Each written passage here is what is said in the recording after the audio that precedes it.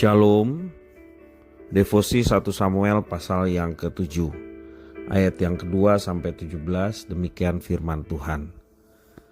Sejak saat tabut itu tinggal di Kiryat Yearim, berlalulah waktu yang cukup lama, yakni 20 tahun, dan seluruh kaum Israel mengeluh kepada Tuhan. Lalu berkatalah Samuel kepada seluruh kaum Israel demikian: jika kamu berbalik kepada Tuhan dengan segenap hati, maka jauhkanlah para allah asing dan para Asyitoret dari tengah-tengahmu, dan tunjukkan hatimu kepada Tuhan dan beribadahlah hanya kepadanya, maka ia akan melepaskan kamu dari tangan orang Filistin. Kemudian orang-orang Israel menjauhkan para Baal dan para Asyitoret dan beribadah hanya kepada Tuhan. Lalu berkatalah Samuel, kumpulkanlah segenap orang Israel ke Mispa, maka aku akan berdoa untuk kamu kepada Tuhan. Setelah berkumpul di Mispa, mereka menimba air dan mencurahkannya di hadapan Tuhan. Mereka juga berpuasa pada hari itu dan berkata di sini, kami telah berdosa kepada Tuhan. Dan Samuel menghakimi orang Israel di Mispa. Ketika didengar orang Filistin bahwa orang Israel telah berkumpul di Mispa, majulah raja-raja kota orang Filistin mendatangi orang Israel, serta mendengar orang Israel demikian. Maka ketakutanlah mereka terhadap orang Filistin. Lalu kata orang Israel kepada Samuel, janganlah berhenti berseru bagi kami kepada Tuhan Allah kita, supaya ia menyelamatkan kami dari tangan orang Filistin itu. Sesudah itu Samuel mengambil seekor anak domba yang menyusu, lalu mempersembahkan seluruhnya kepada Tuhan sebagai korban bakaran. Dan ketika Samuel berseru kepada Tuhan bagi orang Israel, maka Tuhan menjawab dia. Sedang Samuel mempersembahkan korban bakaran itu, majulah orang Filistin berperang melawan orang Israel. Tetapi pada hari itu Tuhan mengguntur dengan bunyi yang hebat di atas orang Filistin dan mengacaukan mereka, sehingga mereka terpukul kalah oleh orang Israel. Keluarlah orang-orang Israel dari Mispa mengejar orang Filistin itu dan memukul mereka kalah sampai ke hilir Betkar. Kemudian Samuel mengambil sebuah batu dan mendirikannya antara Mispa dan Yesana. Ia menamainya Eben Hezer. Katanya, sampai di sini Tuhan menolong kita. Demikianlah orang Filistin itu ditundukkan dan tidak lagi memasuki daerah Israel. Tangan Tuhan membawa orang Filistin seumur hidup Samuel. Dan kota-kota yang diambil orang Filistin daripada Israel kembali pula kepada Israel. Mulai dari Ekron sampai Gad, dan orang Israel merebut daerah sekitarnya dari tangan orang Filistin. Antara orang Israel dan orang Amori ada damai. Samuel memerintah sebagai hakim atas orang Israel seumur hidupnya. Dari tahun ke tahun ia berkeliling ke Betel, Gilgal dan Mispa, dan memerintah orang Israel di segala tempat itu.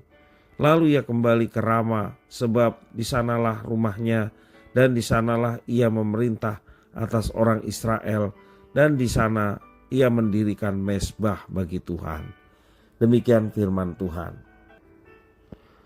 Mengapa hidup umat Israel tetap menderita dijajah Filistin? Padahal dari perikop sebelumnya kita tahu bahwa tabut Allah sudah kembali ke tanah Israel. Dan orang Filistin pun sebenarnya kapok menghadapi Yahweh, karena dewa Dagon yang mereka banggakan tidak sanggup menghadapi keperkasaan Yahweh.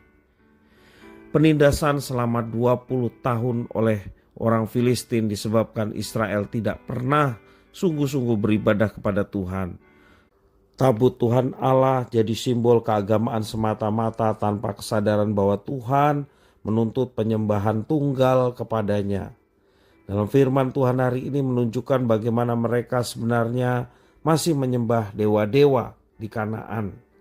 Itulah sebabnya keluhan Israel atas penindasan Filistin dijawab Samuel dengan ajakan bertobat.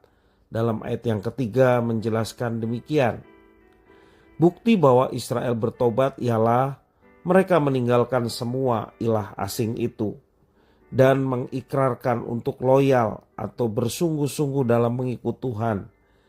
Dan Tuhan menerima persembahan kurban mereka dan memenangkan peperangan melawan orang Filistin. Ayat 10-11. Sebagai pengakuan bahwa memang Tuhanlah yang telah membela umatnya dari orang Filistin, Samuel pun mendirikan tugu yang dinamai Eben Hezer. Sampai di sini Tuhan menolong kita. Ayat yang ke-12. Kemenangan yang Tuhan berikan kepada umatnya sungguh-sungguh tuntas. Tuhan memberkati mereka. Dan dari kisah firman Tuhan hari ini kita belajar ada dua hal. Yang pertama, saat masalah menerpa kita harus memeriksa diri dengan jujur kalau ada dosa yang harus kita akui di hadapan Tuhan. Bukan saja diakui, tetapi kita juga bertobat, lalu menjalani kehidupan yang baru sesuai dengan kehendak Tuhan. Pertobatan adalah cara terbaik mengalami pemulihan, mengalami berkat dan bahkan kemenangan. Pertobatan sejati juga ditunjukkan dengan hanya menyembah kepada Tuhan saja.